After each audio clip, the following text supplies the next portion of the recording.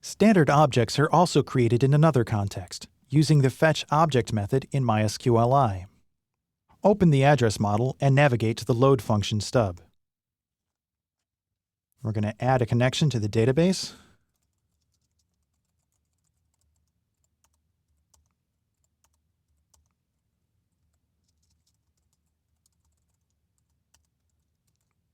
Connect to the database.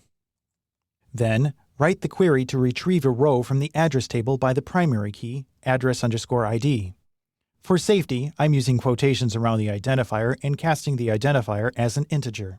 SQL query equals, select everything from address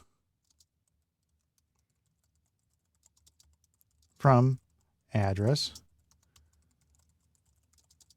where address ID equals int address ID.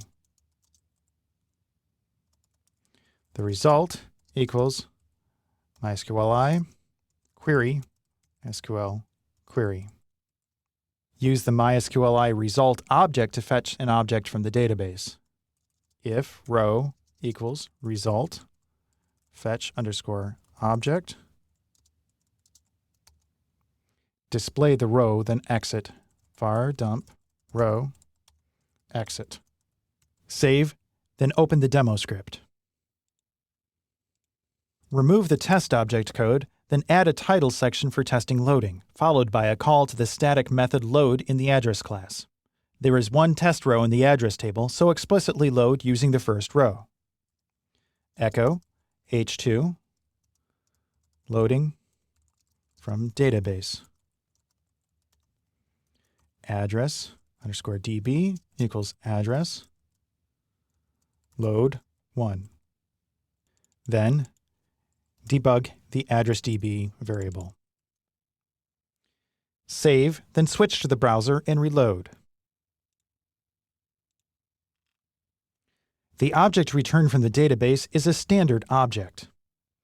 MySQLi can also populate objects if you pass the object name as a parameter, but as there is potentially data from multiple classes in this one table, you will not be able to use that.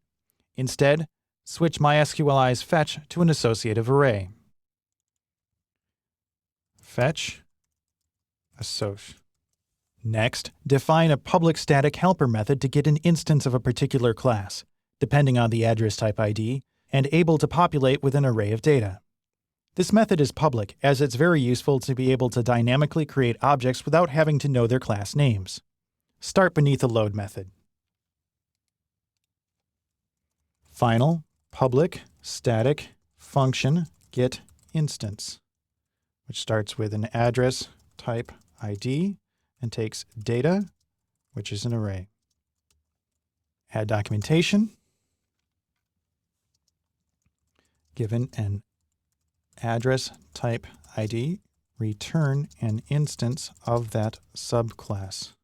Param int address type ID, param array data, and then return address, and then we'll add a note that it'll be the subclass. As all the address classes start with the word address, start the class name with the address. Then, using the static property containing the array of address types, get the name of the type of address. Class name equals address, followed by self, valid address types, address type ID. You can use the new keyword with a variable name. Just follow it with parentheses containing the data for the constructor. Return new class name, and we'll pass it data. Now that you have a mechanism to return a class of any address type, return to the load method. Instead of dumping the contents and exiting, call the getInstance method. Remember, you can't use this in a static context.